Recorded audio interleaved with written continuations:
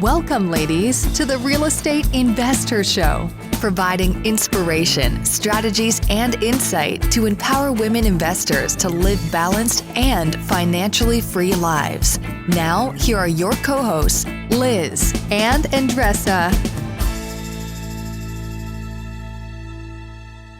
So on today's episode, ladies, you're in for a real treat. We have MeiLani Hock, and she is a real estate investor, mother of five, and you're just going to get to know her so intimately today on today's episode, right, Andressa? Yeah. She started out flipping, and she transitioned and pivoted into short-term rentals, where she's had a lot of success in the recent years. So there's a lot in this episode to kind of unpack. There's a lot of pearls of wisdom here that I personally got from it. I know you did, Andressa. Yeah. I think what was really, I think was very, very powerful is the transitions she made, and the transitions she made of the why behind them, the how, and when. So much time we talk about the specifics of the transition, but the actual transition is the story too. So you're going to get a lot from that and some pearls of wisdom when you're looking to transition, small or large. And she gives a lot of very powerful, right, examples, but you can apply that to the smallest transition as well. Yeah. I think when we think about pivoting, we think about, okay, I was going north. Now I'm going to pivot. I'm going to go south. And that's it. And that's not the case. We change as human beings. We change as investors. And pivoting, it might be more than once, more than twice. And it's okay. I think what I got the most out of this is the recipe for pivoting. She described exactly her recipe to be successful in real estate. And I truly think that you guys listening, if you follow that recipe, it doesn't matter where you are and what route you're going to take. If you check the check boxes, to me, that's a recipe for success. So you're going to have a lot of fun. And I'm going to warn you, you're going to laugh and you're going to cry on this one too. It's very, very inspirational. So don't miss this one. Don't miss it. Don't miss it. Welcome back, ladies. This is Liz. And this is Andressa. Welcome back to the Real Estate Investor Show, where we're all about, right, Andressa, empowering women to do what? I'm going to throw it to you. To do what? To live a financially free and balanced life, whatever balance means to you. Yeah, that is our mission. It's what we stand upon as we've created this community a few years ago. And as we've evolved, it all goes back to what you stand for. So it really is important to keep that in mind as we navigate the world, right, Andressa? Totally. So excited to have MeiLani Hock on our show here today. Thank you for joining us. Thank you for sharing your time with us in our community. Thank you so much for having me on, guys. This is a wonderful platform, and I'm honored to be on. Yeah, excited to jump into your story. And you have quite a path that you have been on, and reading your bio and reading your background. And I know you've done so many different things in investing. And one of those things, I know you love short-term rentals, which Andressa and I are so excited to kind of dive into a little bit more today. But for the women listening, we always like to kind of get connected to all of you, share something that is useful or helpful to all of you, and then we kind of jump into it. And we kind of make that as quick as we can, but we like to say go quick and go as deep as you can in life, right? Because sometimes you can't do those two things, but we often will do that even on our masterminds, right, Andressa? That is true. Go deep, but go brief. Yes. So Andressa, it's my turn today, right? Yeah. It could be your turn today if you wish. Okay. I'll grant you the wish. You granted my wish. Thank you. So, one of the goals that I have personally is to buy a vacation rental, short-term rental, et cetera. We've heavily been in multifamily for many, many, many years. And just a niche that I'm very interested in doing and being involved in and kind of jumping into, sooner than later. But regardless, I actually came across an interesting statistic, and then I wanted to do a quick shout out to a great resource that's out there. So I was fascinated by this and just some of my minor research, because I'm not a huge researcher, but my minor research that I was doing, to be honest, was how many Americans actually rent out their home? What do you think, Andressa? How many Americans, you may have seen my notes preparing for this. Now? Yeah, rent out their home to short-term guests. What do you think? Well, I think that before the pandemic and prior to the pandemic, I don't know. I think a lot. Is that a lot acceptable It's a good answer. But I found actually more specific answer than a lot.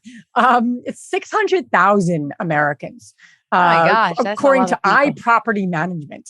I'm like, wow, that's a lot of people, and you hear of a lot of this in our space of investing, but wow, that's a lot. That's a huge number, right?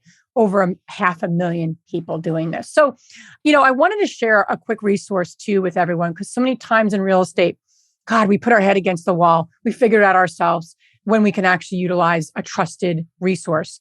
I wanted to give a shout out to Avery Carl and the Short-Term Shop. Just released and published a book for bigger pockets about short-term rentals. So she's a great resource. And what I love about what she does and her team is they actually train and teach their clients actually how to manage their short-term rentals remotely. That's a big deal. And it's a big deal, right? And I think that's one of my concerns, right? We went from self-managing to hiring property management companies. The last thing I want to do is to kind of get back to like putting furniture in a home. And like, that makes me like my head cringe. My toilet is clogged. I don't want, I'm like, we spent a lot of time doing that. I don't want to do that again, So anyway, I wanted to mention that briefly. She really teaches her clients how to do that. They help their clients actually how to find rentals. And once I'm ready for that step, I'll be, reaching out to her and her team. So anyway, wanted to mention that quickly. Great resource. You can learn more too by going to her website. It's the shorttermshop.com. So we'll put that in the show notes too, but great resource. And what a great segue for us. We're going to be talking about some of that as we dive into MeiLani's story. So without further ado, I want to jump into your story. Such a powerful background that you have and what you've been through and what you've done and to discover investing. So we always like to kick things off, for the women that don't know you, what propelled you, what inspired you to begin investing in real estate? We'll start there and dive in from there. Yeah. Thank you so much. Well, what actually got me to like kick my butt to finally chase my dreams, because I had talked about it for, 20 years or something. I remember, going on a date with my husband, and we were two cheap college students at the time. And so we didn't go a lot of places, but we would go on these long walks and we would talk about our dreams and our passions. And I remember talking with him and we were like, someday we're going to flip houses. And we had both read Robert Kiyosaki and we were like ready to just take on the world and get married and live happily ever after. Right. Yep. And, but then, during those talks, we also talked about having a big family. And as each of those kids came, we went farther and farther away from those goals, because we felt like as responsible, right, quote, responsible parents, that we should be having a solid income, don't do such risky things as investing in real estate, right? And so even though we had those big dreams at the beginning of our marriage, we had slowly gone away from those. And it was actually 7 years ago this week that we have 5 kids now, right? So we got really good at that one. We Wonderful. accomplished that goal we had talked about, right? You're able to scale. Yeah, you scaled your family. Yeah. We actually met playing basketball, and so we said, "Hey, we had our basketball team, and then we were good." But it was when number 4 was 6 weeks old. Number 3 was diagnosed with brain cancer. Oh. And it happened to be the day of his birthday, the day before his birthday, actually. And they rushed him in for emergency brain surgery on his birthday 7 years ago this week. And our whole life turned upside down. And at that time, I was in a sales job that I was doing well. Like money was great, and but the lifestyle wasn't great. And I love how in the opening, you guys talked about that balance. And I felt like that balance was way out of whack. And sometimes for me, I can't think of it as a balance like an old ancient scale that you hold it out and weighing gold. One side goes up, one side's the other. But instead, I like to think of it not as that kind of scale. Don't judge me, ladies. But when my babies were little, my babies were came out really big. Like I had like an 11 pounder, but then they would lose a lot of weight. And so I had to go and do daily weight checks at the grocery store where you weigh your fruit. And so I like to think of it like that, like put all of your goodness into that kind of scale. So not finding a balance between an ancient looking scale, but finding a balance of what makes a harmony. What can you throw into that kind of scale to find a harmony between everything? And at the time, my sales job was not accomplishing that harmony. And I was not being the mom I wanted to be. I was not being the wife I wanted to be. I was not being the friend and I'm a big woman of faith, and I wasn't being a person in my community. I wanted to be all those things of my dreams, right? I was rocking it in my career, but that's not all I wanted, right? And when my son was diagnosed with brain cancer, everything changed. And it gave us a lot of time to ponder as we sat in hospital room after hospital room. And it came to a point a few months later when we were going through radiation treatments and everything that I remember going to my husband at the breakfast table and just crying and saying, I can't just wait around for him to die anymore, because I felt like I had lost control of the things that mattered most in my life, which were my family and their health. And luckily, I have an amazing, supportive husband who, when I then said, those crazy dreams we used to talk about, wait for a second, what if we actually did them, And I said, I want to go and start our real estate company that we used to talk about, 15 years ago, 10 years ago, whatever.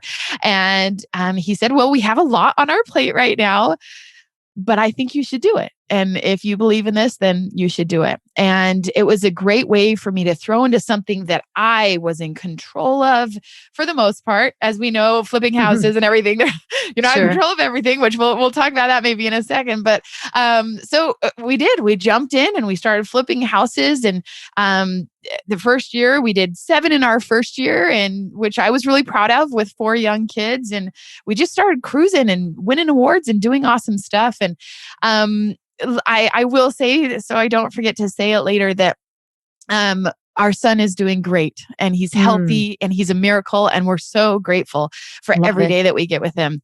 And sometimes I worry that we're going to, as we get further away, that we're going to forget that. But during that time, we came up with 2 mottos as a family. And the first one, our last name is Hock, right?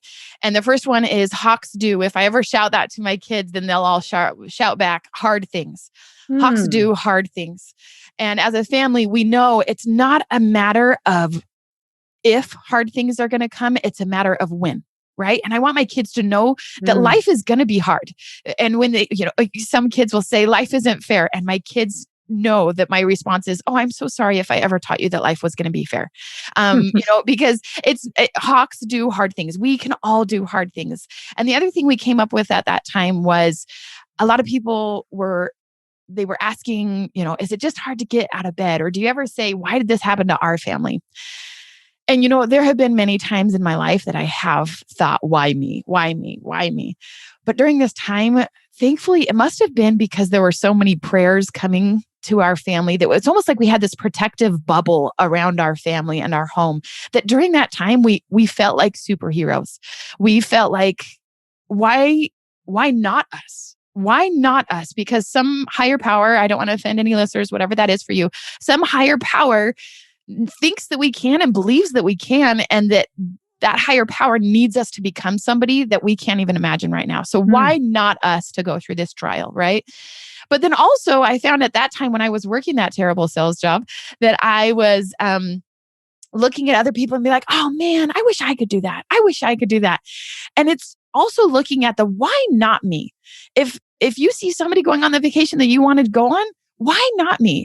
And it was around that time also that we started setting big goals as a family of being able to travel together for months at a time. And at the time I was like coveting my 10 days off per year, that kind of thing. And so it was a crazy idea to go off and take off for months at a time.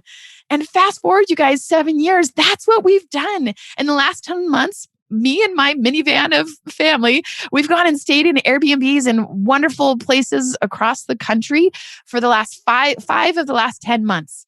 And thank goodness that I have a support system that cheered me on like this, that are investors that say, yeah, we like to dream big here because we believe you can do it. And I'm so grateful that it kicked me into the gear to start my business.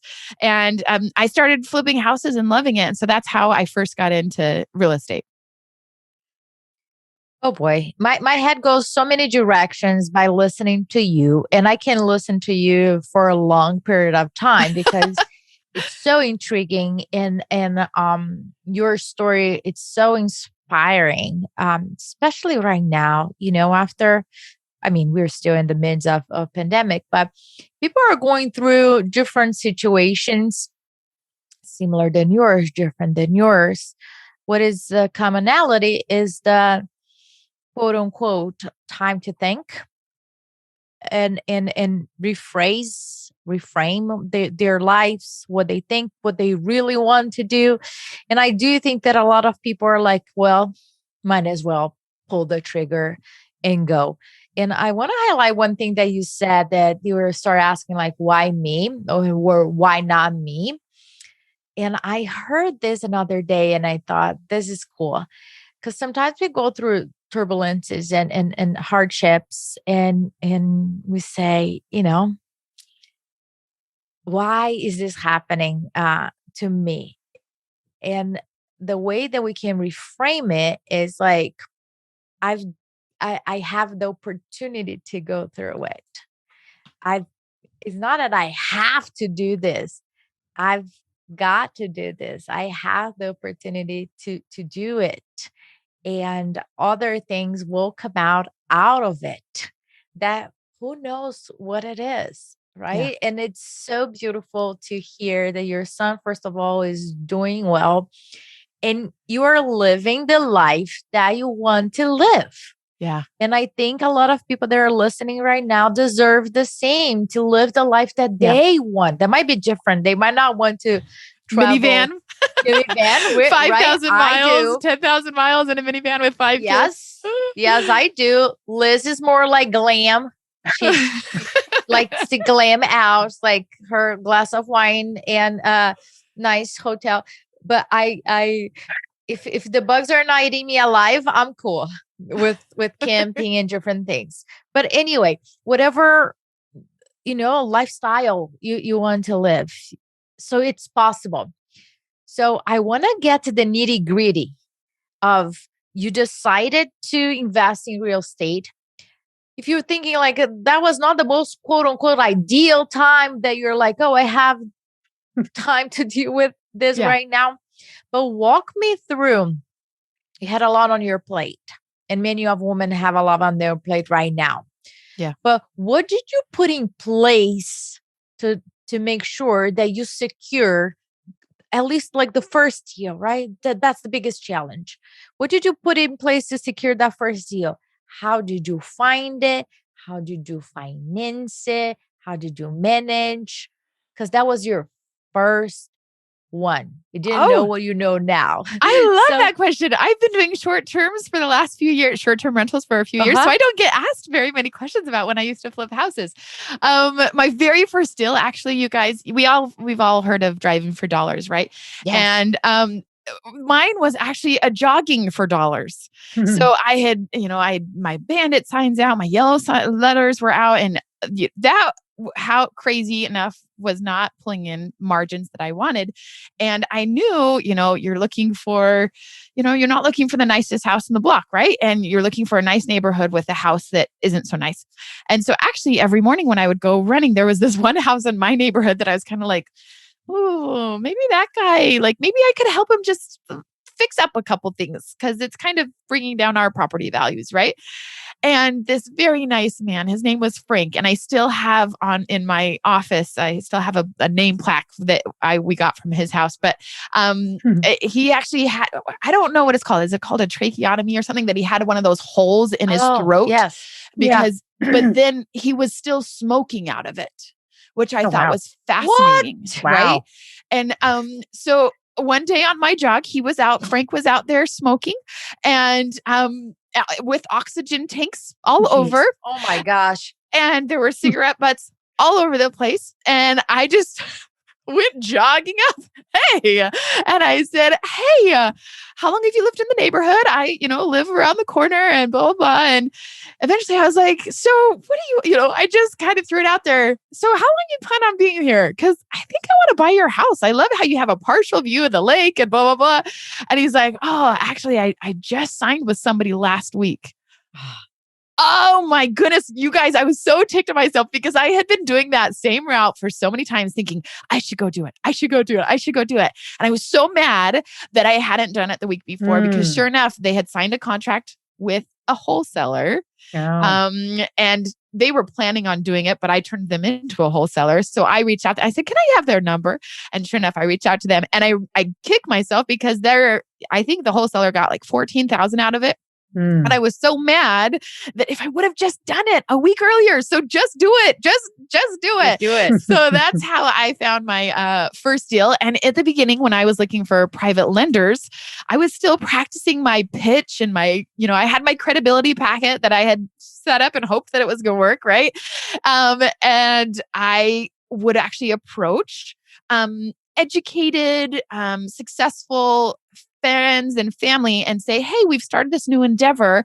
And is it okay if I come in? I really respect your opinion. I'd like to come and practice my pitch on you. Is that okay if I buy you lunch and come practice my pitch? Practice, right? Quote unquote, practice my pitch.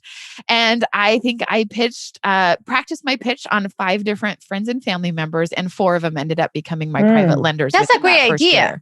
It worked out great. Great idea. Right? The 5th one actually came to us in the 3rd year and said, I see that you're actually doing this. I thought you were just kind of playing around, but now I want in. So eventually all 5 of them did become private lenders. I love that.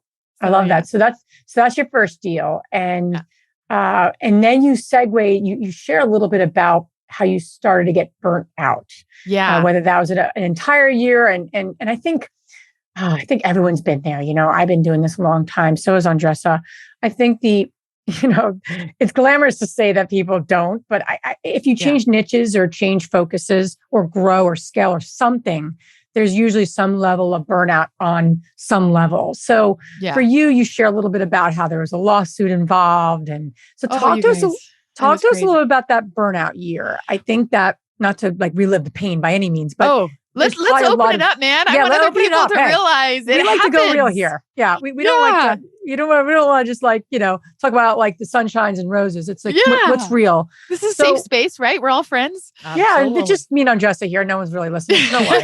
But just all those thousands just the 3 of us. But for you, tell us a little about that burnout year, what you learned, how you moved through it. And obviously that really opened up a whole new niche of short-term rentals. So walk us through a little bit how that came about, the burnout year, and what happened and how you pivoted. Yeah. Well, first I've got to mention, as you're talking about it, just in case there is anyone listening, I'm kind of embarrassed to admit that for me, I made that decision at that breakfast table that day and I was ready to go. Right. And I heard a radio on the ad of come to this thing. And then I ended up going to a 3-day event. And I remember thinking, I know they're going to sell some big thing at the end, but I'm just going to go and learn all of the stuff in one day. And then I'm going to go and rock it. I'm not going to pay them. That was me. I know they're going to sell. I'm not going to buy. Right. Because I'm just going to learn everything in that 1 hour or that 8 hours or whatever it is. Right. All I need. And I look back and I'm like, oh, little me, I had so much to learn. And sure enough, I ended up buying into one of those amazing programs that are crazy priced, right? And I think I bought in thinking, oh, it's going to help me so that I don't become that lady on the podcast that shares about her burnout year. And I'm going to never have a lawsuit because I paid so much money. I'm going to invest in this and then I'm not going to have those problems later, right? And so I was that naive at that point. But you guys, it does happen. It does. Yeah. And I just actually on Labor Day, the other day, I was going through files, cleaning out some things, and I found the original repair estimator and ARV comps and everything for properties that really messed us over that I'll talk about in a second. And I looked at it and I was like, good news. I don't cry about it anymore. So that's a big, huge step. But I looked at it, I was like, see, it made sense. It made sense. According to all the numbers, it still made sense. But yeah, we did have a terrible year. There was one year, At this point, we were doing tear down new builds and we were leveraged about $4 million, which I know for some is like, oh, that's chump change, but for me, it was a lot of money. Yeah. And we were working on a bunch of different properties, that all sorts of different things. 2 different properties, 20 miles apart from each other. They each had a drive-by shooting right there on that block. And one of them actually was the incident, and he passed away, happened right on the driveway. We had taken pictures on Tuesday. We were ready to launch that Thursday, Friday, right? And on Wednesday, there was a drive-by shooting on our front driveway. And so felt so bad for this family and everything, and didn't know how to handle it, as candles and flowers and everything just started showing up on my driveway that I was supposed to be listing. And how dare I say, hey, so when can we move this? I kind of need to get a house on the market. So there was no way I could do that, right? And then the other property 20 miles away, luckily it didn't happen on our property, and luckily he survived, but it did give a bad name on that neighborhood that definitely wasn't what I was hoping for. And so my property value dropped. So that happened that year. I got in a terrible lawsuit with my general contractor, who I felt like was a brother. We had done more than 15 properties together. And then all of a sudden he started doing some things that we like to pride ourselves on being people of integrity. And then he ended up taking a long time and just a bunch of different things right on. And so at this time when we were leveraged over $4 million and we were paying lenders anywhere from 9 to 12%, and these properties were supposed to go on the market in June. That's when they were supposed to be done and, sold. And we started the lawsuit in May, and it dragged on for about 6 months, and we got the properties back, because during that time we couldn't sell them. We couldn't do anything with them until the lawsuit was over. And so that was a lot more that I hadn't put in my repair estimator and my carrying costs, right? And I finally got the properties back to put them on the market the week of Thanksgiving and the first week of December. Yay, I get to finally sell my houses in the first week of December, right? And at the time, because this is a group of women, I hope maybe I can share this, is that as a mom, I had turned into a person again, just like at that sales job, that I was not being the mom that I wanted to be. In fact, I spent many hours, we'll say, curled up in the fetal position in my closet, just crying and trying to hide it from my children. So they didn't know how much mommy was hurting. And during that time, I went into a really dark place. And even though all of my kids were healthy, and so that was great, and I was healthy, I had put our family in a position that I didn't know how to get out of, because we were on the verge of losing our house. We had that carrying debt that if we didn't wrap up this lawsuit soon, we had to figure out something else. And it was December, and my oldest, who knows the magic of Christmas, and I were walking to the bus stop, and I said, so I haven't seen your letter to Santa. What do you want for Christmas this year? And you guys, I'll never forget that moment. And I hope I never do, because he turned to me and he said, Mom, I don't want anything. And I said, no, come on, you've got to want something. And he said, Mom, it's okay. And I said, just tell me, honey, what do you want? And he said, I just want one thing. I just want you to be able to sell one of your houses. Oh my God. No, making me cry. Jesus. It ripped out my mama heart. It did. It ripped out my heart. And I'm like, okay, I'll work on that. I'll see what Santa says, man. It's December. Usually I don't have a great track record in December. Anyways, so on Christmas Eve, we have a tradition of going out and playing sports, and we were out playing football on Christmas Eve. And I went and checked my texts, and I got a text, and I started crying. And that sweet boy came over to me and he said, Mom, is it? And he said the name of my general contractor. Apparently I had cursed his name enough times that he's like, and my big, tough 9-year-old, I think he was at the time, said, like he was kind of acting like, I'll go get him, Mom. Like, it's okay. Like, is it? And I said, no, honey, it's not. We just sold the house. We just sold one of these houses that had been sitting on our plate we thought they were going to be gone 7 months ago, right? But they'd been on our plate. We had been working on them for over a year, which was longer than I had ever had a property, ever. And I started crying and he started crying and my kids ran over and we dogpiled and it was a Christmas miracle. It was a beautiful moment. And we celebrated and it was wonderful and it was great. But while I was going through all of that crummy year, right? Because there was a long list. I think maybe, again, I don't mean to offend anybody's belief, but I think the Lord was really trying to tell me, hey, you thought flipping houses was what I needed you to do, but no, it's not. And so he had to find a way to like force me into the next thing. And so there was a long list that year of crummy things. We could have a whole podcast on just that. But during that time, I felt like it was almost like for years, I had wanted to climb this beautiful mountain and I had painted the view from the top of that mountain to be so beautiful. And it was going to be gorgeous and the valley was going to be gorgeous. And I couldn't wait because everything was going to be perfect then, right? Robert Kiyosaki and all my mentors had just said it was going to be great when I got up there, right? And I was no Joanna Gaines or anything like that, right? But I thought I was doing pretty well and we were winning awards. We were making good money. Like things were going great. So I got a little peek of that when I finally got the courage to start hiking that mountain. And then all of a sudden this year came and it was like this avalanche came. Yeah. And sure, I knew there was snow, but I didn't picture the avalanche ever happening to me, right? And all of a sudden the avalanche happened and it was terrible. It was terrible. And it became time where in my dark closet in fetal position that it was like, how am I going to get my family out of this? How am I going to get us out of this avalanche? And I realized we had three options. The first option was to dig myself out and put on my big girl panties and just climb back up and make flipping houses work for me and just figure it out and be better and make smarter choices, even though I swear a lot of those things were out of my control. So that was option one. But I had kind of seen that view and I realized, I don't know if that's really where I'm supposed to be going. I don't know where that's where my path is. And so the second option was for me to go back down the mountain and just be like, I'm done. I'm going back to corporate America. And, even though I was miserable there, at least I had insurance. I had, I knew that, plumbing wasn't going to break, whatever it was. Right. So I could go down the mountain. And I really worried that if I went down the mountain, that not only would I never go on that mountain again, but I was worried I'd never have the courage to climb any mountain again. And I wouldn't be able to chase any dream after that because it was so bad, you guys. It was so and bad. the kids too, they will see you going down. Yeah. Like, I'm not going to even climb my own mountain. Yeah. Exactly. And so for me, I was like, okay, that's option one. That's option two. I don't know what I'm going to do. But then I realized it's almost like this avalanche because all of this stuff had fallen on me.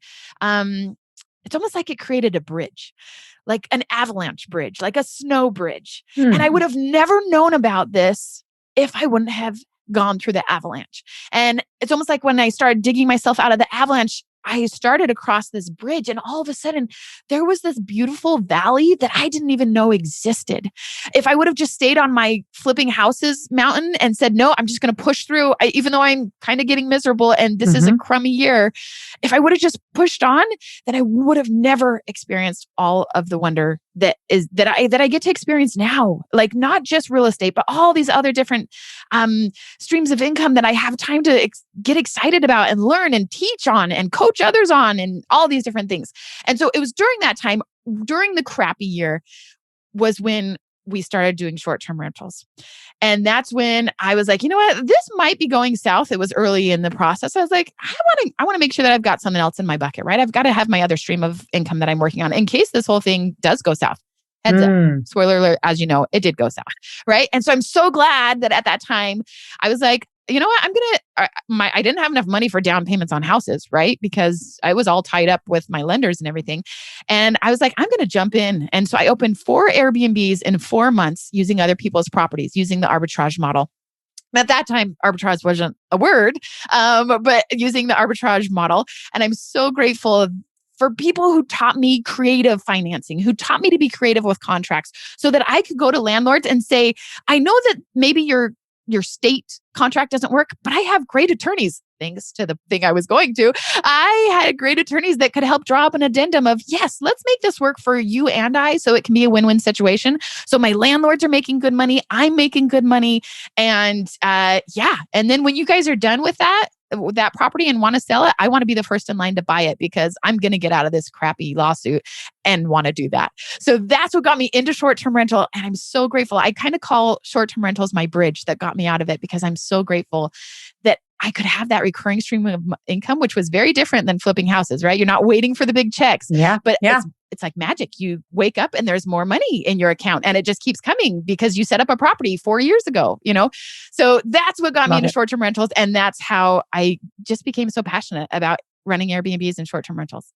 I love, when you talk, I feel like there's like 7 ways I want to go here, but I'm going to focus on the most pertinent for our community.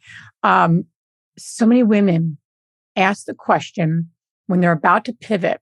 They had some hard things happen. They're about to pivot. A lot of women in our community are not new to investing, and they're faced with the decision of, do I pivot into a new niche or market or strategy, or do I just pack it up and go back to something that I have more confidence in? And, I think it's such a question that everyone, I have faced not once, but multiple times. I don't know about you, Andressa. I'm sure you have faced it just like me. Yeah. So I think it's a common theme. And I think there's no right answer, but what I hear you saying, and I think is something that women can keep in check for themselves. Am I giving up too quickly? Am I doing the right thing? There's so many questions around it. Like you said, I have to figure out something. I need a plan B. If this path doesn't work. What you're saying is interesting, because the way you're talking, and I think in personalities, and I think about the niche you chose, that sounds like it matched 3 things. And I think women maybe can think about this as they're considering, am I giving up too easily? Do I pivot, or do I just pack it up? There's no right or wrong answer, but those are the choices a lot of us are faced with. You matched a niche with your skills. Clearly, the brokering, because that's what arbitrage is. You're actually brokering, and she was in sales before. You're a sales person, and you are wonderful with people. I'm sure, basis our 40 minutes together. That's very clear. So you used your skills and your passion for real estate in making this work for your family and what the lifestyle you wanted. But here's the third thing that you did, and I think a lot of women and a lot of investors miss, is you're matching it with the market need in the market. So you were in a time that there was a need for that, right? So sometimes we want to flip homes or do this or that, but you look around, it's like, this is not the right time to do that niche. Yeah. So you matched all 3 of those things beautifully as you transitioned. That's what I'm hearing. And I think women listening can really take that too and saying, is this a time that I shift? Is this a time that I kind of fold it up? Or is this a time to redeploy my skill sets? Because my skill sets may not have been deployed most usefully there, but now they're here and there's a market demand. And you cannot dismiss the market demand. It's a great recipe. Yeah, it's a great recipe. You can't create a market. You can only participate in something. And I always say that. And I love that, because, sorry to interrupt, but I love that. I was so afraid, I've worked so hard. I've created this, my baby. Am I really going to abandon my first real estate business? Am I going to abandon something I've worked so hard for? And it had done really well. But I realized that I could use all of those things in a different way. Like you're saying, I could still use my things I had learned with creative financing of subject to lease options. I could use all that. I could use my yellow letters. I could use all of these things. I can now repurpose for a different purpose that is better for me. At that time, I could not stomach taking another loan from my private lenders.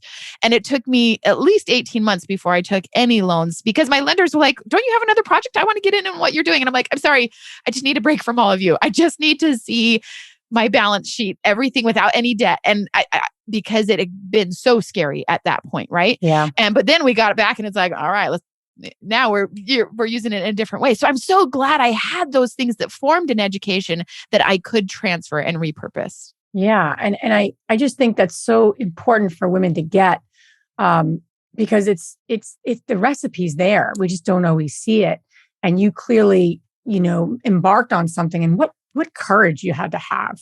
I mean, talk about courage.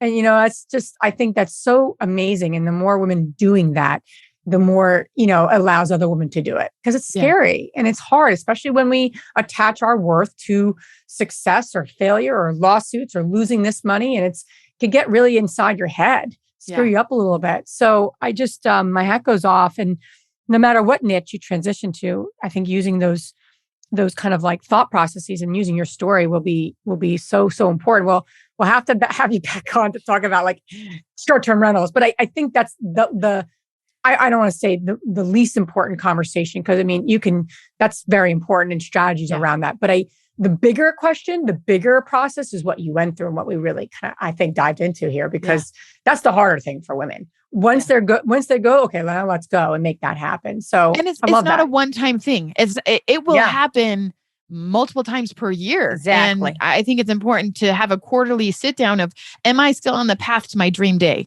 Am I living my best life? It's not like I did it once and I'm good to go. Like it needs to happen quarterly, at least, in my opinion, to realign where you are and where you want to be. Because you're not the same person, right? We always say, like, when you read a book and I'm like, I don't remember reading that the first time I read this. Well, you weren't the same person, right? Or the conversations or the sessions or what have you. So love this. I love everything you're talking about. And my hat goes off to you, because look at you taking 5 months out of the 10 months to travel with your family, and all the, what you've been through. Like, it's just so cool and so awesome to hear. So where can the ladies listen? Where can the ladies? I speak 25 languages. That's why I don't always know what I'm saying. No, I don't. I used to say that and people are like, oh, that's so cool. I'm like, no, I don't actually speak any other languages. I just think faster than I talk. But anyway, where can the ladies listening learn more about you? Yeah, definitely. Reach out to me on Instagram, MeiLani Hock, or our company is actually called Why Not Me Academy. Why Not Me Academy on Instagram or the website. Because like you said, it was really cool. And there have been moments in the last couple of years that I don't know if I would say that I couldn't have even dreamed of. But if you're a Tony Robbins fan, if you've read The Miracle Morning, anything like that, I actually had seen it and I actually had imagined it. And I had actually looked at it every single day on my vision board. And in the last year, there have been many times that even though COVID's going on and there's some stinky stuff going on, there have been a lot of moments that I'm like, oh my goodness, I've seen this before. I've never actually been here before, but I've seen this before. And now I'm actually living my dream day. And that's why we created Why Not Me Academy, is why not you to do amazing things. I love that. And all this information you guys can find on our show notes.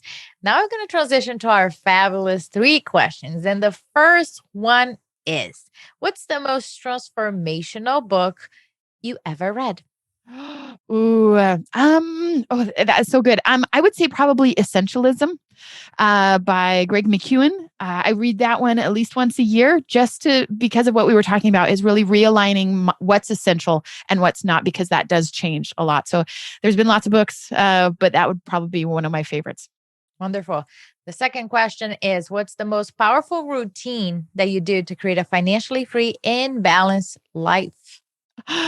Well, so one of the other things I actually coach on is time management. And I kind of geek out about what I call the Post-it note method. And every night before I go to bed, and it's got to be like standard size, right? It's got to be like regular standard size. It can't be like one of those big lists that you hang on the side of your fridge. No, that is for grocery lists. It's not for to-do lists, right? So take a regular Post-it note and just write down your 3 frogs for the next day, your 3 biggest things that you have to do. Okay, another book, Eat That Frog, right? So you're taking your 3 to 5, no more than 5 things that you're trying to get done the next day. And that has honestly changed my life. And I put it right by my nightstand. I wake up and I look at my note and I'm like, all right, that's what we're doing today. Let's do this thing. And so the Post-it note method is what I kind of swear by, live by. And for me, it was transformational. Great. Last question is, which woman, famous or not, has inspired you the most? Ooh. Is it okay if I share 2, hopefully? And again, I'm sorry, I don't want to offend anybody. But for me, the 2 women who have inspired me the most are probably Mary and Martha from the Bible. And the reason why I say that is, if you remember that story, no matter what religious belief you are, is because Mary and Martha are great women. They're amazing women. And they're both trying to do what they're supposed to do. They're trying to be great and valiant. And if you remember Mary and Martha, they're sisters, and Christ is in their home, and one is busy cleaning and trying to prepare so it's a place that he will want to be, and one is just there listening and soaking in every bit of it. And for me, Mary and Martha are kind of like you talked about in the beginning, is reminding me to always be evaluating that balance and that harmony of my life, to make sure that I'm putting the things that I want to put first and that God wants me to put forth, whatever that is for you, and making sure that you are reaching your potential by learning from Mary and Martha's examples. I love that. Yeah, it's a great, I started it and I haven't finished it, but it's a great book. I'm sure you've heard of it. Having a Mary heart and I'm going to butcher the name of the book, but the book is to help you. I see yourself in those two women and how you're really both, and how are you being in your life? Are you just so busy, or are you present and being? I like that. Having How are you going to find the book, book, Liz? And we're going to put it on our show notes. Yeah, I'll put it in the show notes. I'm going to start receiving emails like, what is the name of the book? I know. And just as like, I'm going to download it this afternoon in Audible, right? That's correct. MeiLani, thank you so much for being on our show and sharing yourself so authentically and honestly here and transparently. So really appreciate that. And you know, whenever women do that, right, we all are, gives us permission to do more of that in our own lives. And that's really what we stand for in our community. So thank you so much for being on and doing what you're doing. We really appreciate it. Thank you so much, guys. It was fun talking with you. If you enjoyed this podcast and want to receive updates on our next interviews, go to our website, therealestateinvestor.com. There, you can subscribe to our show, become part of our investor community, and get updates on upcoming episodes. If you like our show, please share with other women who would benefit. And don't forget to leave us a rating on iTunes. We'd really appreciate it. And as always, we encourage you to take one action as a result of today's show and put it into motion so you can live both a financially free and balanced life. Thanks for spending time with us. Ciao.